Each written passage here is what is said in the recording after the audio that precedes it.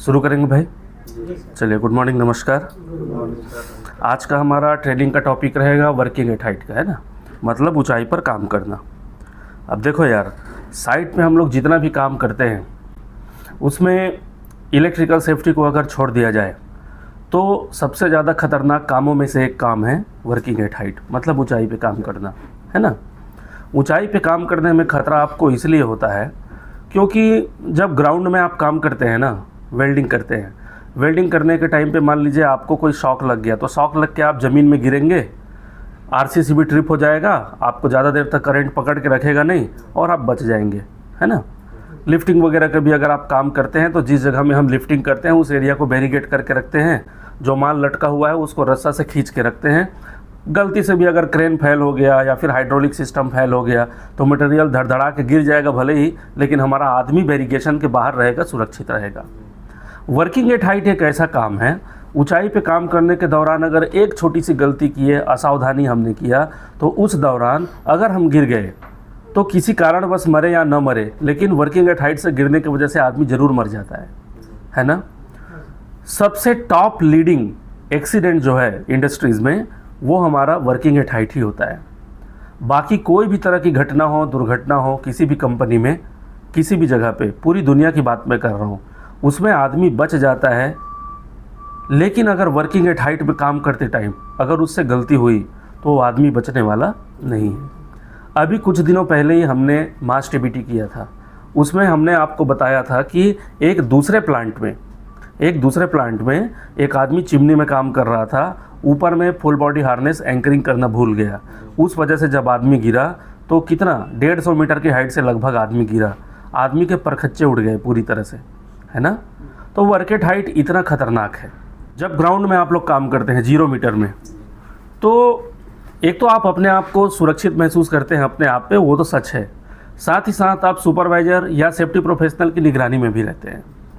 लेकिन जब आप ऊंचाई पर चले जाते हैं तो एक बार आपको सुपरवाइज़र काम बता दिया, एक बार इंजीनियर आपको काम बता दिया, बीच में एक आध बार राउंड लेने के लिए देखने के लिए चला जाएगा तो ठीक है, नहीं तो बाकी पूरा समय 8 घंटे की ड्यूटी हो या 12 घंटे की ड्यूटी हो, आप लोग ही ऊपर में रह के काम करते हैं। उस दौरान आपकी निगरानी करने वाला, आपकी देखभाल करने वाला कोई दूसरा व्यक्ति नहीं होता है। तो उस समय आपका दोस्त कौन है, आपका मित्र कौन है ना। जो साइड में सेफ्टी प्रोफेशनल होता है ना, उसको वर्कर का सुरक्षा मित्र बोला जाता है। तो उस समय आपका सुरक्षा मित्र वहाँ पे उपलब्ध नहीं होता है। आपका सुरक्षा मित्र होता है आपका इक्विपमेंट और आपका सुरक्षा का साधन, ठीक है ना। अब सुरक्षा के साधन में सर्वप्रथम भूमिका होती है हमारी फुल बॉडी हार्नेस की। तो फुल बॉडी हार्नेस को कभी भी आप ऊपर चढ़ने के बाद बिना एंकरिंग किए खड़े हुए हैं या बिना एंकरिंग किए आप काम कर रहे हैं, तो फुल बॉडी हार्नेस को पहनना बिल्कुल उसी की तरह है जैसे मान लीजिए आप गधे के ऊपर कोई सामान लाद के रख दिए, है ना। जैसे मान लीजिए आपके घर में कोई घोड़ा है, गधा है, कोई भी चीज़ आपने पाल के रखा है, पुराने ज़माने में हम लोग पालते थे, तो उसके ऊपर क्या करते थे, कोई सामान एक जगह से दूसरी जगह लेके जाना है कि तो उसके ऊपर लाद देते थे। और घोड़े को ना पता है ना गधे को ना पता है कि भाई ये सामान तो मुझे करना क्या है, बस लेके चलना है, ठीक। अगर आदमी भी उसी प्रवृत्ति में आ जाए, बेल्ट तो पहन लिया है, बोझा तो लाद लिया अपने ऊपर, लेकिन उसको पता नहीं है कि इसको मेरे को एंकरिंग करना है, एंकरिंग करने से क्या फ़ायदा है, तो क्या मतलब है उस बेल्ट को पहनने का। एक कंपनी 4,000-5,000 रुपये खर्चा करके आपके लिए फुल बॉडी हार्नेस खरीदती है, उसका इंस्पेक्शन करती है, हर महीने उसका इंस्पेक्शन होता है आपके फुल बॉडी हार्नेस का। इंस्पेक्शन होने के बाद उसमें टैग लगता है, थोड़ा सा भी कट लग जाता है तो हम लोग उस बेल्ट को रिजेक्ट कर देते हैं, थोड़ा सा भी जंग लग जा रहा है तो हम उसको रिजेक्ट कर देते हैं, हुक वगैरह उसका अगर काम करना बंद कर दिया तो उस कंडीशन में भी हम उसको रिजेक्ट कर देते हैं। किसके लिए, बेल्ट तो आपने पहना हुआ है, हमको तो कुछ नहीं होगा, फिर बेल्ट को हमने रिजेक्ट क्यों किया। तो रिजेक्ट करने के पीछे रीज़न यही होता है कि शुरुआत में जो मैंने बोला सुरक्षा मित्र, फिर मित्र का क्या काम है, जब एक मित्र दूसरे मित्र की जान नहीं बचा सका तो उसका कोई काम नहीं है, तो वही करता है सुरक्षा मित्र आपका, सेफ्टी वाला आपके साथ यही करता है।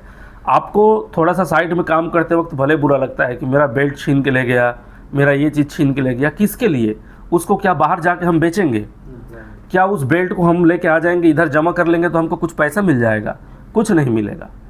बस इतना सा है कि हमको एक तसल्ली हो जाती है कि एक असुरक्षित जो परिस्थिति थी वहाँ पे, उसको हमने ख़त्म कर दिया।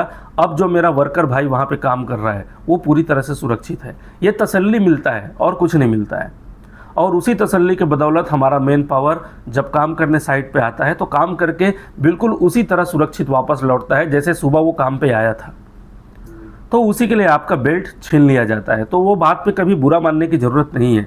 कोई आदमी बोल रहा है कि आपका बेल्ट रिजेक्ट है, इसको बेल्ट को हटाओ, डांट के भी बोलता है, प्यार से भी बोलता है, डांट के भी बोलता है। तो डांट के बोलने के पीछे कारण क्या रहता है? देखिए, डांटने के पीछे सिर्फ एक ही कारण रहता है कि जब छोटी छोटी चीज़ें, कॉमन चीज़ें, बहुत साधारण चीज़ें अगर आप लोग अपनी आंखों से नहीं देखते हैं तो दूसरा आदमी जो उसको देख लेता है ना, उसको ऑटोमेटिकली गुस्सा आता है ना। जैसे आपके घर में एक बच्चा होगा, आप लोग अब जिस उम्र में हैं, शादी किसी किसी की हो ही गई होगी, बहुत लोगों की। अब आपका बच्चा है, आपका बच्चा आपके घर में मान लो कहीं पे चूल्हा जल रहा है, उसके पास आपका बच्चा खेलते खेलते जा रहा है, तो आप बच्चे को नहीं डांटोगे, आप डांटोगे उसकी माँ को कि तुम क्या कर रही हो, बच्चे का ख्याल नहीं रख सकती। बच्चा आग को जाके पकड़ लेगा, अंगारे को जाके पकड़ लेगा। आप खुद ईमानदारी से बताइए, बच्चे को डांटेंगे या उसकी माँ को डांटेंगे?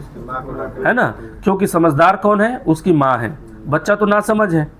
तो वही उम्मीद, वही एक्सपेक्टेशन रहता है एक सेफ्टी वाले का आपके साथ कि आप 5 साल से काम कर रहे हैं, 10 साल से काम कर रहे हैं, हाँ 6-6 महीने से काम कर रहे हैं, आपको वर्किंग एट हाइट का डेली ट्रेनिंग किया जा रहा है, फिर भी आप लोग फुल बॉडी हार्नेस अपना चेक किए बिना क्यों पहन लिए? आपने अपना बेल्ट चेक क्यों नहीं किया? आपको अपने जान की परवाह क्यों नहीं है? ये सोच के सेफ्टी वाला गुस्सा करता है आपके ऊपर। वो सोच उसके अंदर चलती रहती है, आपको वो बोलता नहीं है, बताता नहीं है, लेकिन उसके अंदर वो चलता रहता है कि मैं, जब मुझे कुछ होने वाला नहीं है, मेरे ऊपर कोई खतरा आने वाला नहीं है, फिर भी जब इसके बेल्ट के ऊपर मेरा इतना ध्यान है, तो ये आदमी जो इस बेल्ट को पहन रहा है, ये खुद इसके ऊपर ध्यान क्यों नहीं दे रहा? तो उस वजह से गुस्सा आता है, समझ रहे हैं ना। तो उस गुस्से के पीछे आपकी कितनी भलाई है, आपके लिए कितना प्यार है, आपके लिए कितना लगाव है, वो आप नहीं समझ सकते। समझने की कोशिश करेंगे तो समझ भी आ जाएगा, ऐसा नहीं है, ठीक है ना। तो बेल्ट को हमेशा चेक करिए, हुक चेक करिए, उसका रोप चेक करिए, थिम्बल चेक करिए, है ना, स्टिचिंग चेक किए, उसका सिलाई सही है कि नहीं है, बकल चेक करिए, पीछे का बकल, सामने का बकल, रिंग चेक करिए, डी रिंग चेक करिए, सब कुछ चेक करिए आप, उसके बाद ही बेल्ट को पहनिए। इंस्पेक्शन डेट चेक कर लीजिए, उसका एक्सपायरी डेट चेक कर लीजिए, हर बेल्ट में लिखा हुआ है ना। अगर ये सब नहीं मिलता है तो बेल्ट का इस्तेमाल मत करिए। अब आपने बेल्ट पहन भी लिया, बेल्ट पहन लिया तो उसके बाद अगला कर्तव्य है आपका सुरक्षित एंकरिंग पॉइंट बनाना, कि कहाँ पे मैं अपने बेल्ट को एंकरिंग करूँ तो मेरे गिरने का खतरा ना हो, ठीक है भाई। तो उसके लिए एक अच्छी वेल्डिंग करके हुक लगा सकते हैं, है ना। कहीं पे कोई बोल्टिंग का सिस्टम हो तो वहाँ पे बोल्टिंग कर सकते हैं, वहाँ पे आप एंकरिंग कर सकते हैं। लाइफ लाइन लगाने की जगह हो तो लाइफ लाइन लगा सकते हैं, है ना। या फिर पहले से कोई ऐसा स्ट्रक्चर है जो बना बुनाया है, मजबूत है, आपने उसको चेक करके देखा हुआ है, वहाँ पे आप एंकरिंग कर सकते हैं। तो अच्छी एंकरिंग पॉइंट को सुनिश्चित करिए कि किस जगह पे मैं अपना बेल्ट लगाऊंगा तो मेरा बेल्ट लगाने का फ़ायदा मुझे मिलेगा। नहीं तो फिर आप कैसी भी जगह पे बेल्ट लगा देंगे, अचानक से वो जगह धड़धड़ा के टूट जाएगा। अब वो टूट जाएगा तो आपने बेल्ट लगाया, फिर भी आपका कोई काम नहीं आएगा, हाँ, दुर्घटना तो हो जाएगी। इसलिए भाई पहले आप बेल्ट को पहन लिए, आपने अच्छा किया, लेकिन जिस जगह पे आप बेल्ट लगा रहे हैं, हुक लगा रहे हैं, उस चीज़ को हमेशा सुनिश्चित करिए कि वो जगह बहुत सुरक्षित है और बहुत मजबूत है। नया नया हुक लगा रहे हैं वेल्डिंग करके तो उसका डीपी टेस्ट करवा लीजिए। डीपी टेस्ट करवाएंगे, कहीं पे क्रैक है, कहीं पे और कुछ है, वो पता भी चल जाएगा। इससे आप उसकी मजबूती को समझ पाएंगे, है ना। इतना करना है आपको। कभी भी हाइट पे दोनों हुक निकाल के ना चलें। एक हुक लगा है तो एक हुक हाथ पे रखिए, दूसरा हुक लगा के पहला हुक फिर से हाथ पे रख लीजिए, लेकिन दोनों हुक एक साथ मत खोलिए, नहीं तो आप गिरेंगे तो आपको बचाएगा कौन, बताइए, हाँ, कोई बचाएगा क्या? इसलिए मैं आपको बोल रहा हूँ कि एक जगह पे आप हुक करके रखे हैं तो आपके लिए बहुत अच्छा है, लेकिन जब दूसरा हुक निकाल रहे हैं ना तो पहला हुक हमेशा लगा होना चाहिए, है ना। इससे क्या होगा, एक रस्सी में इतनी ताकत है, एक रस्सी में इतनी ताकत है कि आपका पूरा वजन झटके के साथ संभाल लेगा। वो दोनों रस्सी की तो ज़रूरत ही नहीं है। वो दोनों रस्सी आपको इसलिए दिया गया है कि ये वर्कर भाई हमारा जब ऊपर में चलना शुरू करेगा, जब ये अपना एक हुक ही देंगे इसको हम, और उस हुक को भी अगर ये निकाल देगा तो ये फिर किसके भरोसे रुकेगा। इसलिए फुल बॉडी हार्नेस बनाने वाले ने ये सोच समझ के ये स्टैंडर्ड फुल बॉडी हार्नेस आपके लिए बनाया। पहले ज़माने में जो आता था ना वो सिंगल होता था ना, और जंघे के लिए कुछ नहीं होता था, सिर्फ ऊपर पहनने के लिए होता था। अगर आदमी ऐसे टंग जाता था ना दोनों हाथ ऊपर करके, तो बेल्ट सटाक से ऊपर से निकल जाता था। बेल्ट निकल गया, आदमी नीचे गया। समझ रहे हैं? आज का फुल बॉडी हार्नेस छाती को पकड़ा हुआ है, सीने को, कंधे को पकड़ा हुआ है, कमर को पकड़ा हुआ है, थाई को, जांग को पकड़ा हुआ है ना? मुझे बोलना नहीं चाहिए, लेकिन उदाहरण के लिए बता रहा हूँ कि जब तक आदमी का हाथ पैर कट कुटी के अगर बाहर नहीं हो जाएगा ना, तब तक फुल बॉडी हार्नेस निकलने वाला नहीं है, अगर आपने सही ढंग से पहना हुआ है तो। सही है कि नहीं? इसलिए फुल बॉडी हार्नेस को बराबर ऐसे एक हाथ घुसा के, उंगली घुसा के, सब कुछ करके चेक कर लीजिए। ऐसा जब आप चेक कर लेंगे, जब पहन लेंगे, तो कोई भी झटका आएगा, किसी भी तरह की गिरावट होगी, कहीं से गिरेंगे आप, उस कंडीशन में आप सुरक्षित रहेंगे। तो एंकरिंग पॉइंट पहले सुनिश्चित करिए। लाइफ लाइन लगा रहे हैं, लाइफ लाइन को बराबर आप स्ट्रेट रखिए, एकदम सीधा सीधा रखिए। अगर उसमें झोल मार रहा है, अगर वो नीचे की तरफ झुक रहा है, सैगिंग हो रहा है, उस कंडीशन में बीच में सपोर्ट दे दीजिए। ठीक है ना? वैसे तो प्रत्येक 10 फीट में आपको सपोर्ट दे देना चाहिए। जैसे एक लाइफ लाइन आपने लगाया, मान लीजिए वो लाइफ लाइन की जो लंबाई है 30 फीट है, तो 30 फीट है ना, तो हर 10 फीट के बाद एक सपोर्ट उसको दे दीजिए, ताकि अगर वो सैगिंग होगा, झटका आएगा, तो उस कंडीशन में जो बीच का सपोर्ट रहेगा, सारा सपोर्ट आपको रोकने का काम करेगा, है ना? लाइफ लाइन जब भी लगाएं तो यू क्लैंप जो उसका होता है वो डेड एंड की तरफ लगाएं। ऐसे मोड़ने के बाद जो छोटा सा जगह बचता है ना, एक लाइफ लाइन तो पूरा लंबा होता है ना? जैसे मान लीजिए इसको ले लो, अब इसको मान लीजिए आप लाइफ लाइन, ठीक है? अब ये पूरा लाइफ लाइन है। अब लाइफ लाइन जब लगाएंगे तो ऐसे मोड़ते हैं ना, इसको ऐसे मोड़ के हम लोग यू क्लैंप लगाते हैं, तो ऐसे यू क्लैंप लगाइए। ठीक है ना? और ध्यान रखिएगा 3 यू क्लैंप से कम आपको कभी भी नहीं लगाना है। ठीक है ना? वो बुलडॉग क्लैंप होता है ना, छोटा छोटा, वही बुलडॉग क्लैंप की बात कर रहा हूँ। वो 3 से कम कभी भी मत लगाइए। झटका आएगा तो पहला वाला तो झटके के साथ फेंका जाएगा, देख लेना, आप ट्राई करके देख लेना। पहले वाला ज़्यादातर उसकी संभावना नहीं रहती रुकने की, झटका आएगा तो वो छोड़ देगा। लेकिन बाकी के जो 2 है ना, एक के ऊपर इम्पैक्ट आएगा तो लास्ट वाला भी जो यू क्लैंप है ना, वो भी आपको बचाने के लिए पर्याप्त होता है। एक तो फेंका गया, दूसरे के ऊपर झटका आया, तीसरा वाला स्ट्रेंथ के साथ बना हुआ है, उसके ऊपर झटका भी नहीं आएगा, वो टाई का टाई रहेगा। तो उस कंडीशन में अगर 2 यू क्लैंप भी निकल गया तो एक ही यू क्लैंप के सहारे आप रुक जाएंगे, इसलिए उसमें 3 यू क्लैंप लगाने को बोलते हैं। नहीं तो फिर अगर आपने एक ही यू क्लैंप मारा, जर्क आएगा, जर्क के साथ कितना भी टाइट करके आप रखिए, या तो रोप सरक के बाहर आ जाएगा, या फिर बोल्ट आपका फैल हो जाएगा, स्लिप हो जाएगा, बाहर हो जाएगा। इसलिए 3 यू क्लैंप बोला जाता है। समझ रहे हैं ना? तो वो 3 यू क्लैंप हमेशा लगा के रखिए। Vertical life line. अब वर्टिकल लाइफ लाइन किसको बोलते हैं? मंकी लेडर में आप लोग चढ़ते हैं ना, तो मंकी लेडर में जब आप लोग चढ़ते हैं तो ऐसे स्ट्रेट एक रोप लगाते हैं, सीधा सीधा, और रोप अच्छा से बांध के रखिए, ऊपर से भी नीचे से भी। और जब आप उसमें फॉल अरेस्टर लगाते हैं तो फॉल अरेस्टर को भी पहले जांच लीजिए, फॉल अरेस्टर बराबर खेल रहा है कि नहीं, फ्री है कि नहीं, बराबर टाइट हो रहा है कि नहीं, निकल रहा है कि नहीं। फिर उसको अपने सामने फॉल अरेस्टर लगाइए और फिर चढ़ना शुरू कीजिए। कभी भी स्ट्रेट लेडर या फिर मंकी लेडर में आप चढ़ रहे हैं तो फुल बॉडी हार्नेस को ऐसे एंकरिंग करते हुए मत चढ़िए। फुल बॉडी हार्नेस को बराबर सामने डी रखा हुआ है, डी में ऐसे लगा दीजिए, और आपका जो बेल्ट है सामने वाले पोर्शन पे लगाने के लिए दिया होता है ना, वहाँ पे आप लगा दीजिए फॉल अरेस्टर को, और फिर आप सीढ़ी को पकड़ के चढ़ते जाइए। आपको हुक को पकड़ के ऐसे करने की ज़रूरत ही नहीं है, आप सीढ़ी को पकड़ के चढ़िए सीधा। और ये जो है आपका बंधा हुआ है, गलती से आप स्लिप भी हो गए, गिरने की भी अगर नौबत आ गई तो उस कंडीशन में भी वो आपको गिरने नहीं देगा, क्योंकि वो सिर्फ ऊपर की तरफ सरकता है। नीचे की तरफ अगर जल्दी से आओगे तो वो लॉक हो जाएगा, वो लॉक हो जाएगा, आपको गिरने से बचाएगा। कितना महंगा है वो मटेरियल आपको पता है?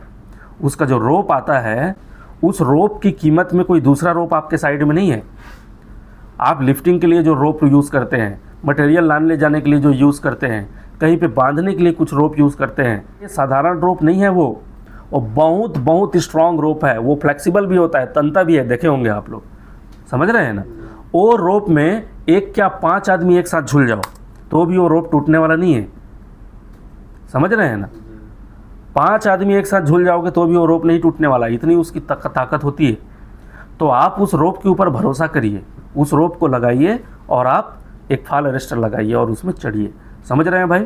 कोई ऐसी जगह पे काम कर रहे हैं जहाँ पे आपको फुल बॉडी हार्नेस लगाने की ज़्यादा व्यवस्था नहीं है, एंकरिंग पॉइंट ही नहीं है, उस कंडीशन में क्या करेंगे, रिट्रैक्टेबल फॉल अरेस्टर लगाएंगे। समझ रहे हैं ना, रिट्रैक्टेबल फॉल अरेस्टर जिसको आप लोग डमरू बोलते हैं, डमरू होता है ना साइड में, और डमरू यूज़ करिए। उसको क्या करेंगे, रिट्रैक्टेबल फॉल अरेस्टर को किसी एक जगह टांग दीजिए जहाँ पे भी एंकरिंग का पॉइंट हो, चाहे वो 10 मीटर ऊंचाई पे क्यों ना हो।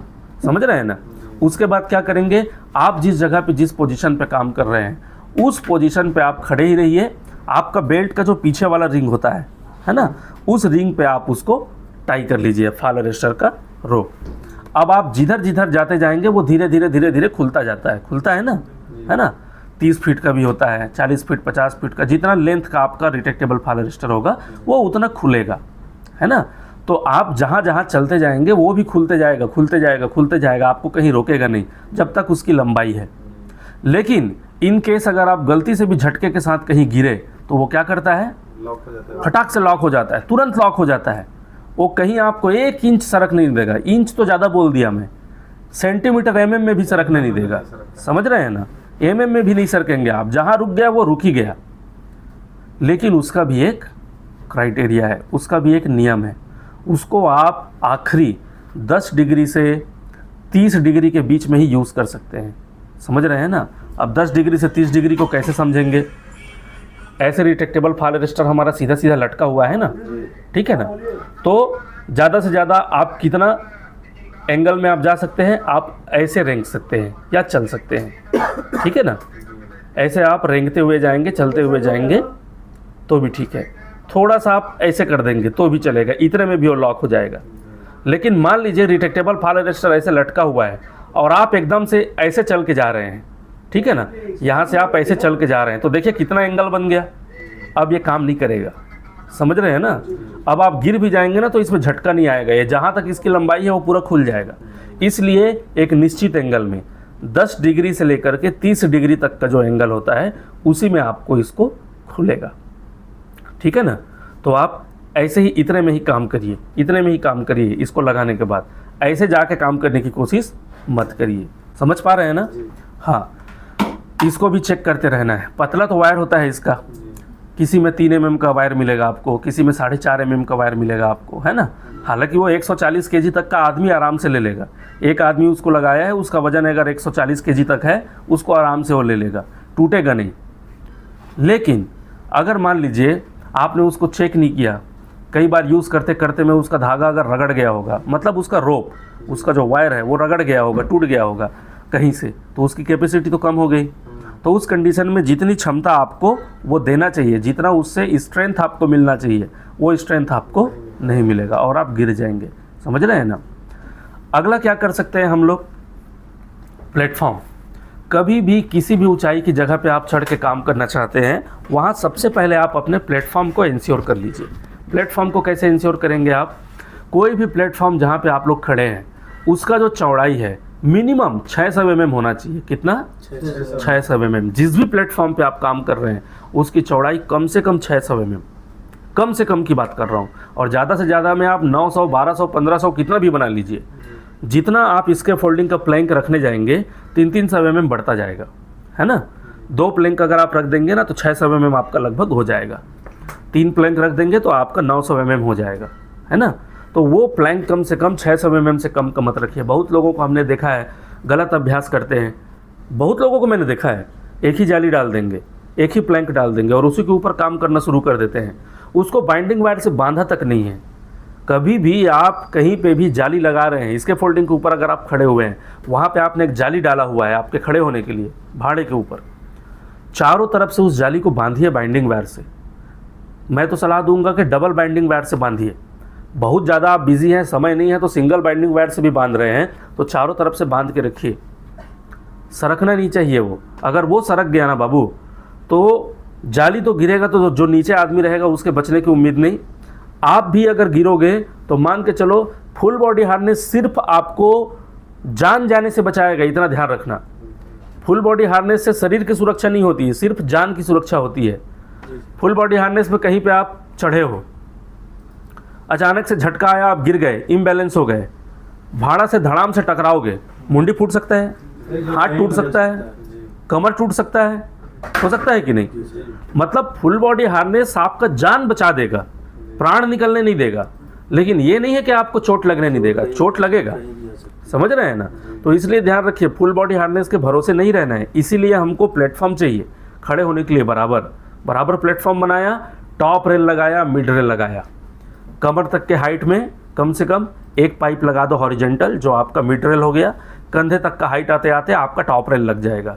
तो इससे क्या होगा, आप गलती से भी अगर ऐसे गिरने के कंडीशन में भी आ जाते हैं तो आपका जो मिड रेल है आपके कमर को रेस्ट कर देगा, टॉप रेल आपके कंधे को रेस्ट कर देगा। आप किसी भी हालत में बाहर नहीं आएंगे, आप किसी भी हालत में प्लेटफॉर्म से बाहर गिर नहीं सकते। ये आपकी रक्षा करने के लिए टॉप रेल मिड रेल को बनाया गया है। टो गार्ड लगाना है, जिसको टो बोर्ड बोलते हैं, समझ रहे हैं ना? उससे क्या होगा, आप जब प्लेटफॉर्म में काम करते हैं तो आपके पास काफ़ी सारा औजार हथियार काम करने का होता है। वो आपके पैरे से पड़ के गिर गया, या कोई दूसरा आदमी काम कर रहा है उसके वाइब्रेशन से गिर गया, फिसल के गिर गया, तो उस कंडीशन में नीचे वाला आदमी का तो फिर खैर नहीं है, उसके साथ तो दुर्घटना होगा। तो उसको कैसे बचाना है, तो टो गार्ड लगाना है। टो गार्ड लगाएंगे, कम से कम टो गार्ड की ऊंचाई 100 से 150 mm होनी चाहिए, कम से कम। टो गार्ड का अगर प्लेट नहीं है साइड में, टो गार्ड प्लेट अवेलेबल नहीं है, तो क्या करिए, इसके फोल्डिंग का ही जो जाली होता है उसी जाली को चारों तरफ से लगा दीजिए, उसमें भी आपका सुरक्षा हो जाएगा, है ना? हम तो पिछले साइड में जहाँ पे काम करते थे वहाँ पे ऐसा भी करते थे कि कोई मशीन आता था, इक्विपमेंट आता था, तो वो लकड़ी में पैक होके आता है, देखे हो ना? लकड़ी के बड़े बड़े बॉक्स में आता है। वो लकड़ी के बॉक्स को हम तोड़ ताड़ के अलग अलग कर देते थे, अलग अलग करके उसी को हम लोग टो गार्ड बना देते थे, एक साइड से हैंड रेलिंग के पास, और बराबर उसको टाइट डबल बाइंडिंग वायर से बांध दिया है। जहाँ पे रस्सा का ज़रूरत है वहाँ रस्सा से भी बांध दिया है। अब वो खुलने से भी नहीं खुलेगा। तो इससे क्या होगा, मटेरियल गिरने से बच जाएगा, है ना? सीढ़ी में क्या करना है, लैडर में कभी भी काम करें तो सबसे पहले लैडर का इंस्पेक्शन चेक करिए, इंस्पेक्शन टैग उसमें लगा है कि नहीं। उसका एंटी स्किडिंग रबर चेक करिए, मतलब आप लैडर जो आप यूज़ करते हैं ना, उसके नीचे रबर लगा होता है, देखना वो रबर लगा है कि नहीं। वो एंटी स्किडिंग होता है, वो फिसलने से बचाने के लिए उसको लगाया जाता है, ठीक है? उसके दो काम होते हैं, पहला चीज़ फिसलने से बचाना, दूसरा काम क्या होता है कि सपोज़ करिए जिस समय आपका लैडर फिसला या फिर और कुछ हो गया, उस कंडीशन में अगर रबर नहीं रहेगा तो नीचे वाला जो एरिया होगा वो बेंड होगा कि नहीं होगा। जहाँ पे रबर लगा होता है ना, वो नीचे वाला एरिया बेंड हो जाएगा। तो बेंड होगा तो आपका जो लैडर है वो टिल्ट होगा, ऐसे टेढ़ा हो जाएगा। तो उससे बचाने के लिए भी उस रबर को लगाया गया है। रबर लगा रहेगा, फिसलने का कोई खतरा नहीं रहेगा, समझ रहे हैं ना? तो वो रबर का चेक करिए। फिर क्या करना है, अब लैडर का रंग्स चेक करना होगा, रेल चेक करना होगा। लैडर का रेल किसको बोलते हैं, रंग्स किसको बोलते हैं? सीढ़ी का जो पंक्ति होता है ना, पंक्ति जिस पे हम लोग चढ़ते हैं, उसको बोलते हैं रंग्स। टेक्निकल भाषा में जो हम लोग उपयोग करते हैं उसमें उसको रंग्स बोलते हैं। और वो जिसमें लगा होता है ना, दोनों तरफ लगा होता है ना रेल, उसी को रेल बोलते हैं, ठीक है ना? रेल को चेक करना है, डैमेज नहीं है, बैंड नहीं है, रंग्स को चेक करना है।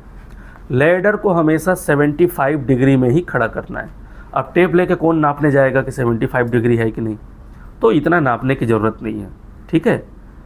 आप क्या कर सकते हैं, जहाँ पे भी आपका सीढ़ी खड़ा हुआ है, सीढ़ी का 1/4 भाग आप ऐसे खींच के रख दीजिए।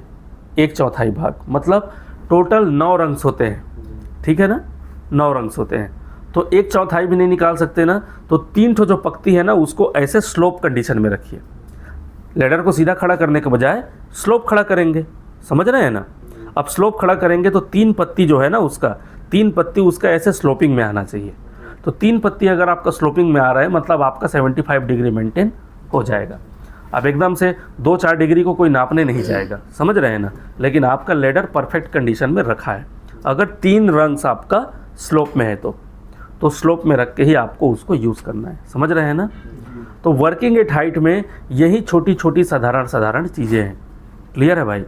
अब ये साधारण चीज़ों का अगर हम लोग पालन करेंगे साइट पे, तो वर्क एट हाइट से गिरने का जो खतरा है, एक्सीडेंट का जो खतरा है, वो पूरी तरह से ख़त्म हो जाएगा। लेकिन अगर इन साधारण चीज़ों पर अगर हम लोग ध्यान नहीं देंगे तो कोई भी घटना या दुर्घटना कभी भी हो सकती है। और मैं आपको बार बार बता रहा हूँ कि जितना भी एक्सीडेंट होता है किसी भी इंडस्ट्री में, किसी भी कंपनी में, उसमें जो लीडिंग कॉज होता है, सबसे ज़्यादा जो कारण बनता है, वो होता है working at height. Fall from height, ऊंचाई से गिरना। ठीक है भाई, ऊंचाई से गिरने से बचने की संभावना नहीं है। एक और बात ध्यान रखने वाली चीज़ है, आप अभी जितने लोग यहाँ पे बैठे हुए हैं सब लोग स्वस्थ हैं, है ना, तबीयत ठीक है, सबका हाथ पांव सब कुछ सलामत है। लेकिन आप एक चीज़ मुझे बताइए, कब किसको हार्ट अटैक आ जाएगा किसी को पता है क्या? हाँ, कब किसको चक्कर आ जाएगा किसी कारण से पता है क्या? नहीं पता है। जो झटके की बीमारी होती है, मिर्गी का बीमारी होता है, ये कब किसको हो जाएगा पता है क्या? इसका कोई अता पता नहीं है। कल्पना करिए कि कोई एक व्यक्ति ऊंचाई में काम कर रहा है, काम करने के दौरान उसने फुल बॉडी हार्नेस नहीं लगाया हुआ है, ठीक, वो व्यक्ति के साथ मिर्गी का झटका आ गया या बेहोश हो गया या हार्ट अटैक भी आ गया, क्या उसमें इतनी हिम्मत रहेगी कि वो उस कंडीशन में अपना हुक किसी जगह पे लगाए? नहीं सर, रहेगी क्या? वो तो सीधा तड़पड़ा के गिर जाएगा। समझ रहे हैं ना? तो आदमी हार्ट अटैक से मरे या मत मरे, लेकिन जब वो ऊंचाई से गिरेगा तो पक्का मरेगा, इतना तो तय है। लेकिन मान लो वहीं पे एक आदमी अगर बेल्ट लगा के काम कर रहा है, किसी कारणवश उसको अगर हार्ट अटैक आ भी गया या कोई दौरा भी पड़ गया, तो उस कंडीशन में वो फटफटाएगा, कुछ भी करेगा, गिर जाएगा। लेकिन गिर जाएगा तो बेल्ट उसको अरेस्ट कर लेगा, तो उस दौरान वो अकेले तो रहेगा नहीं, कोई ना कोई तो उसके साथ रहता ही है। या किसी दूसरी जगह से कोई आदमी उसको देख लेगा, अरे एक आदमी लटका हुआ है, ठीक, बचाने जाएंगे कि नहीं? हम लोग बचाने जाएंगे, एकदम जाएंगे, उस आदमी को पकड़ के लाएंगे, एम्बुलेंस पे डालेंगे, हॉस्पिटल लेके जाएंगे। भगवान की इच्छा रहेगी, हार्ट अटैक बहुत ज़्यादा अगर गंभीर नहीं रहेगा, वो बच भी सकता है ना। और ज़्यादातर आदमी बच ही जाता है। ऐसा नहीं कि हार्ट अटैक अगर माइनर होगा ना, छोटा हार्ट अटैक, तो आदमी बच जाता है। लेकिन अगर एकदम सीरियस, एकदम धड़ाम से आया है, बहुत उम्र का आदमी है, 50, 60, 70 साल का, उसके बचने की उम्मीद कम रहती है। लेकिन नॉर्मल आदमी तो बच जाता है। तो बचाएंगे कब? जब उस आदमी को हम पकड़ पाएंगे, उसको उतारेंगे, उतार के एम्बुलेंस पे डालेंगे, हॉस्पिटल ले जाएंगे, डॉक्टर बोलेगा ठीक है भाई, अच्छा समय पे आप ले आए, जल्दी ले आए, बच जाएगा आदमी, उसको बचा लेंगे, क्योंकि वो अभी गिरा नहीं है। लेकिन जब गिर जाएगा तो गिरने के बाद तो ऐसे ही मरना है। नॉर्मल आदमी भी मर जाता है, हार्ट अटैक वाले को तो छोड़ो, ठीक है ना। तो फिर उसमें हार्ट अटैक होने का नहीं होने का कोई कारण बचता ही नहीं है, ऊंचाई से गिरने से ही आदमी मर जाएगा। तो एक कारण ये भी है कि बीमारी कभी भी, कोई भी, कभी भी प्रकट हो सकती है, उसका हमको कोई भरोसा नहीं है। समझ रहे हैं ना? तो आप लोगों से इतना ही अनुरोध रहेगा मेरा, और ये ट्रेनिंग का हमारा लक्ष्य भी इतना ही है कि आप ऊंचाई पे कभी भी काम करें, फुल बॉडी हार्नेस लगाएं, बराबर उसको एक जगह पे एंकरिंग करें। एंकरिंग में कोई लापरवाही मत करिए। आपके पीछे आपका घर, आपका परिवार, आपका बच्चा, माँ बाप, बीवी, सब की ज़िंदगी लगी हुई है। अगर आप सुरक्षित रहेंगे तभी उसके घर में सुख चैन रहेगा बाबू। समझ रहे हैं ना? और भी ध्यान रखिएगा, आप जितने लोग मेरे सामने बैठे हुए हैं, आप लोग, इतना तो मैं कह सकता हूँ ना कि कोई करोड़पति घर से तो नहीं है ना। लखपति हो सकता है, लाखों का घर हो सकता है, खेत हो सकता है, करोड़पति तो कोई नहीं है। समझ रहे हैं ना? और मेडिकल का खर्चा इतना है, हॉस्पिटल का खर्चा इतना होता है कि आदमी के शरीर को बचाने में, अंगों को बचाने में ना करोड़ों रुपए भी खर्च आ जाते हैं। उतना पैसा तो है नहीं, ठीक है ना। तो हम लोग अपने आप को रिकवर भी नहीं कर पाएंगे, अपने आप को ठीक भी नहीं कर पाएंगे, इतनी भी हैसियत नहीं है, तो ज़िंदगी तो पूरी बर्बाद हो गई। तो बर्बाद होने से हमको बचाना है, ठीक है। इसीलिए अंग्रेजी में एक कहावत है, prevention is better than cure, मतलब रोकथाम जो होता है वो इलाज से कहीं बेहतर होता है। इसलिए रोकथाम करना है, इलाज नहीं करना है। कोरोना आया तो हमने रोकथाम किया, मास्क लगाया, घर से नहीं निकला, बाहर का खाना नहीं खाया, बाहर के लोगों से नहीं मिला, ये रोकथाम है। इलाज क्या है? कोरोना हो गया, उसके बाद हॉस्पिटल में एडमिट है, वो इलाज है। समझ रहे हैं ना? तो हमको रोकथाम से ही हमने कोरोना में कंट्रोल पाया हुआ है, इलाज से हमने नहीं पाया है। तो हर चीज़ में रोकथाम से ही आप कंट्रोल पा सकते हैं। इलाज आखिरी विकल्प होता है, जब कोई विकल्प नहीं है तो इलाज करना पड़ता है। समझ रहे हैं भाई? तो ठीक है, आज का ट्रेनिंग का हमारा इतना ही टॉपिक था। तो वर्क एट हाइट में आप लोग सब लोग सुरक्षित रहिए और बढ़िया बढ़िया काम करिए, ठीक है भाई? चलिए, थैंक यू।